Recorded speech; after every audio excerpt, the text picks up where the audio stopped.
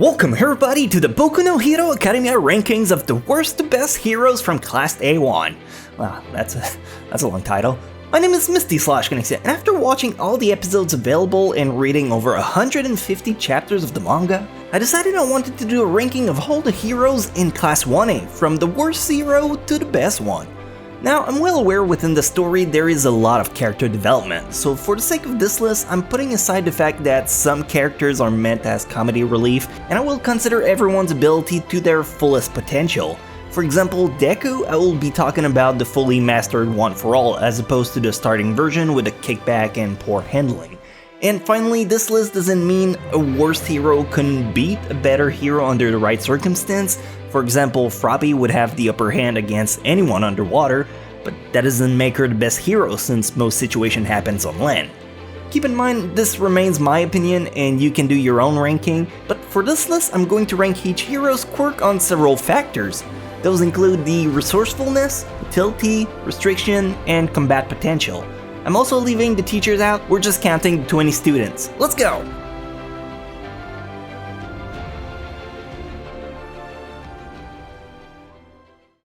And standing at the bottom of the list, we have the worst hero of the class, Aoyama, with his naval laser. These quirks allow him to shoot a beam out of his stomach. Alright, I'm sorry if there are some people who like Aoyama, but he is without a doubt the worst hero of the class. First of all, the strength of the laser is very mild. It took down a robot's arm, but that's about it. Secondly, the move has a lot of restrictions. If used too much, it makes the user collapse from stomachache, but let's say he trains and loses this drawback of his skill and improvised beam strength to Piccolo's special beam cannon level that still only make purpose for destruction and fighting. Rescue mission wouldn't make him useless in a lot of scenarios. You could use his beam to blind people and make a getaway, but that's not quite the essence of a hero now, is it? His moves are also heavily telegraphed and all of his stats are lukewarm at best. No physical strength, no intelligence feat, bad at teamwork, and pretty slow overall makes Aoyama the worst hero of Class 1A. But not far behind at number 19 is Sato with his Sugar Rush, one of the heroes we hardly ever see. Sato's ability allows him to increase his strength 5-fold when he eats 10 grams of sugar for 3 minutes, but it gets him progressively dumber. This is a huge setback since in battle, you'll want your full awareness. Added to that, 5-fold isn't quite a tremendous boost when nearly everyone else also benefits from strength enhancement. And finally, 3 minutes goes by in a flash in Crisis. His speed and intelligence are below average. Just the fact he has to carry around a can of sugar makes it a hindrance compared to any user who can tap into their quirks without that setback. I like his concept, but sadly Sato should stick to baking. Number 18, Shoji with his dupli arms. This quirks allow him to duplicate his body parts. I'm guessing this is another one a lot of people won't agree with, but despite having decent all-around stats, there is very little usefulness to his quirk. FYI, the official character book says he's stronger than Sato. Any range enemy would have the advantage over him. He's super strong, that hardly ever factor when all the villains are either super fast or super strong too. If he could fly with his arms, that'd be a perk, but I'm not sure if we can ever consider that an option. Unless he gets a big reveal down the road, I doubt he can ever shine much. Number 17, Ojiro and his tail. This quirk is pretty self-explanatory, it gives him a strong tail. Another strength user. Honestly, he's about the same as Shoji, but I'm putting him above for two reasons. Number one, his tails allow him a great mobility on the 3-dimensional plan, and the second reason is because he knows about hand-to-hand combat. That goes a mile and a half beyond just being super strong. Beside that, they both fare about the same, but Ojiro seems to be someone who can see the bigger picture, which leads me to believe he'd be calm in a crisis. That's also valuable in its own right. Number 16, Koda and his animal voice. This quirk allows him to speak and command animals. Yes, the Aquaman of My Hero Academia. Koda gives me a pretty hard time when it came to class him. His quirk can be extremely potent, but it has so much requirements. First off, his ability allows him to control animals, but those animals have to be in earshot range. He can't summon or spawn them, he just ordered them around. Now, unless he gets a pet tiger to tag along like Kiba Nakamaru in Naruto or a captain of bugs like Shino, he's never gonna be a threat. His stats are all above mediocre, but I don't think anyone would want to fight him off in a zoo. Good ability, but the skill checks are too taxing. Getting a bunch of rabbits together would hardly threaten anyone. Number 15, Jito and her earphone jack. This quirks allow her to plug her earlobes into any surface to listen or produce sounds. Jito is a bit of an oddball when it comes to her ability. She's great at two things: intel gathering by listening through walls, and straight up raw destruction by amplifying her heartbeat to shatter the ground around her. But unfortunately, anything that doesn't revolve around sound makes her completely irrelevant. She can't rescue people from burning building or from drowning. She'd lose against any ranged user. And also, anyone else wonders how she sleeps at night so she doesn't roll around and end up laying on her earlobe? That makes me cringe so much. Number 14, Mineta Pop-Off. This quirks allows him to throw his hair that stick to anything. I bet you expected him dead last, but not at all. I can see many actual uses for him if he actually grew some balls. Yes, pun intended. First off, his size allows him to sneak around easily in vents, rubble, or tiny spaces. His power and speed are both negligible, but he's shown on many occasions to be quite resourceful and clever. Assuming he can overcome the bleeding when he uses his quirk at some point, you can see it having a lot of purposes, from immobilizing villains to rescue victims, prevent boulder from falling, etc. However, his poor stats and the potential of various counters such as any type of range enemies still leave him at number 14. Number 13, Seto and Tape. This quirks allow him to shoot tape out of his elbows. Seto is an interesting character, a slightly better and improved version of Mineta. He already have solid confidence in his ability, and he benefits from the same duct tape perks Mineta has, albeit slightly less sticky. What gives him the upper hand though is his maneuverability. Being able to Spider-Man across any tricky terrain is great for speedy rescue. I wouldn't see him fight off strong enemies, but he could definitely buy a lot of time for reinforcement to arrive by creating sticky webs of tapes and running around. Hey, that's a viable strat too, don't hate on it. Number 12, Kaminari, Electrification. This quirks make electricity, I mean it's in the title. Kaminari is one of my favorite hero in the whole class because his ability is so good, but he has such a huge setback. Like Sugarman, the more he uses his quirk, the dumber he gets, which is a severe handicap in battles when you mismanage your resources, in this case his electricity. Beyond that, he wouldn't be that good in rescuing civilians from natural catastrophe. He's a prone soldier for battle and would excel at being a backup hero.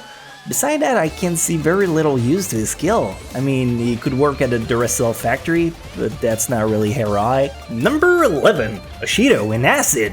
Her quirk lets her shoot out acid she can use to protect herself or melt stuff. Ashido is a really underestimated hero since she's often depicted as a laid-back, easygoing girl, but her skills are pretty deadly. She can make a defensive wall stronger than concrete and breach others by straight up melting them.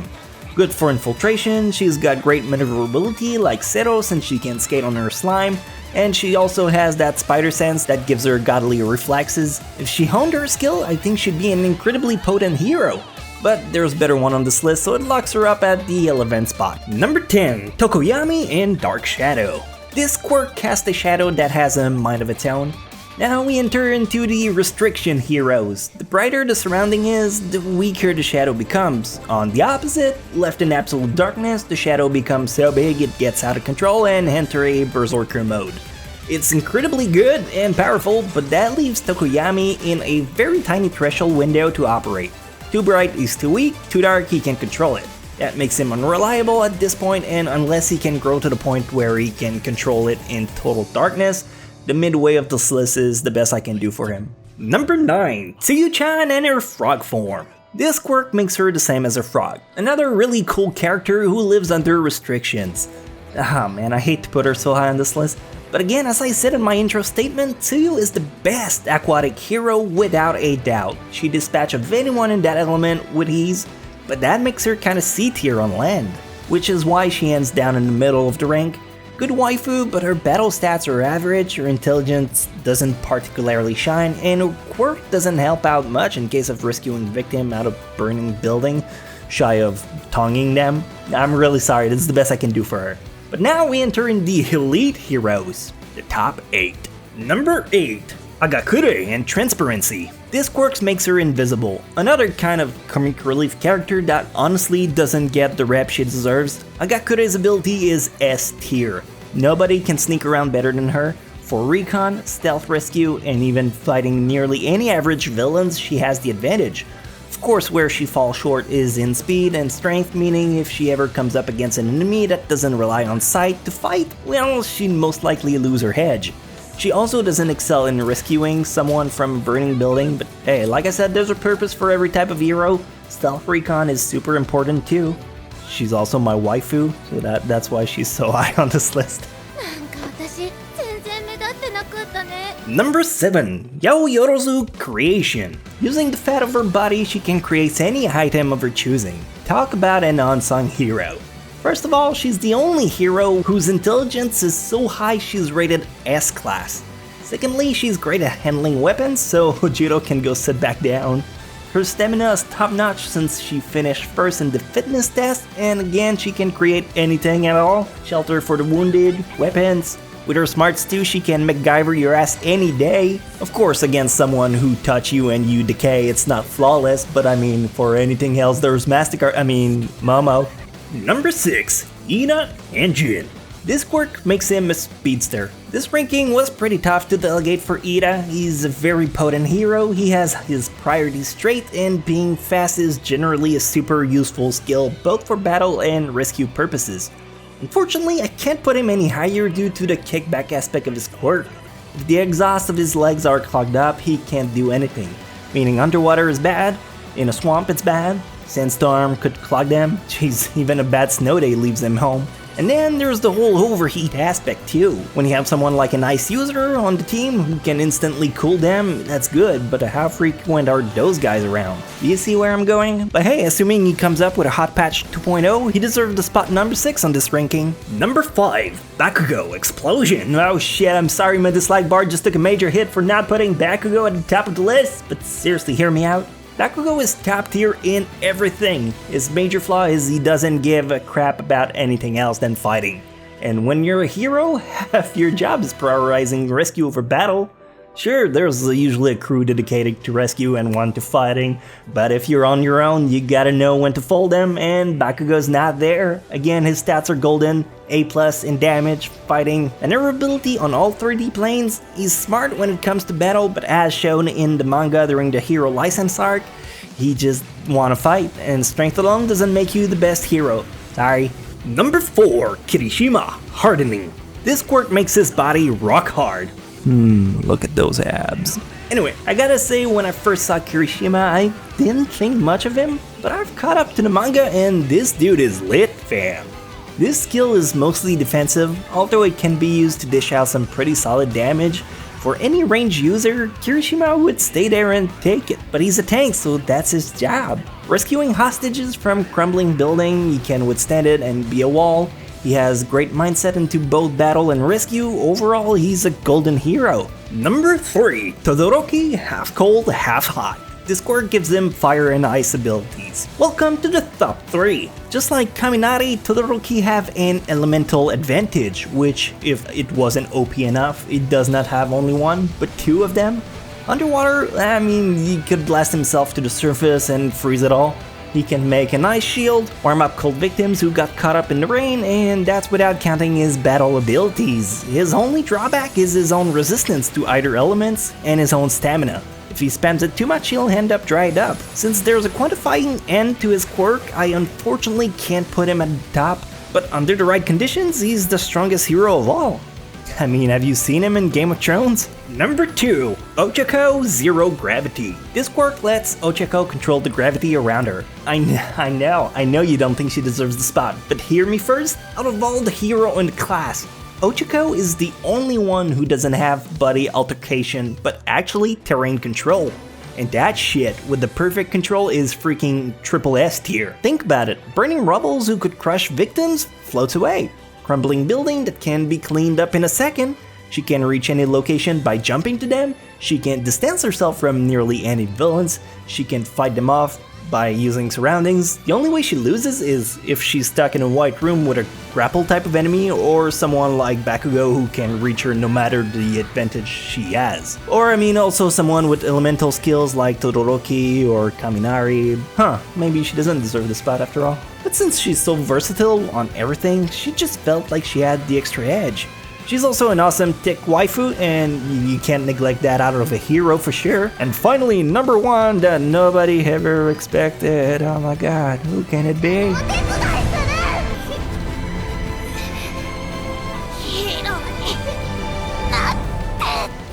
And finally, at number 1, we have Midoriya and One for All. These quirks unleash incredible levels of strength. I think everyone kinda saw this one coming. I mean, he is the protagonist, and he straight up says he's the number 1 hero at the beginning of episode 1, provided we go with the full control of One for All, which was our interest at the beginning. I mean, there's literally no one who could rival with him. Even range user would have to battle hurricane level of winds just out of his fist's air displacement. It's a lame outcome, but considering Deku's Heart of Gold who prioritized rescuing over engaging battle, but still can be relied on if needed, that makes him the perfect hero from Class 1A. So there you go, this is my personal ranking list of all the heroes in Class 1A. Of course, like I said, a lot of heroes have situational uses, and I don't see Ochako beating everyone that's below her, but her usefulness is so good, there's very little we can take away from her. Anyway, if you agree with this list, please leave a like and consider subscribing. If you don't agree, feel free to leave a comment telling me how wrong I am about your own thinking process, and you can also molest that dislike button too. I mean, I won't encourage you, but I understand that Froppy and Bakugo both deserves number 1 spot. That's all the time that I had for today. Until next video, Sarani McCoy plus Ultra! No, that felt wrong. I'm sorry about this.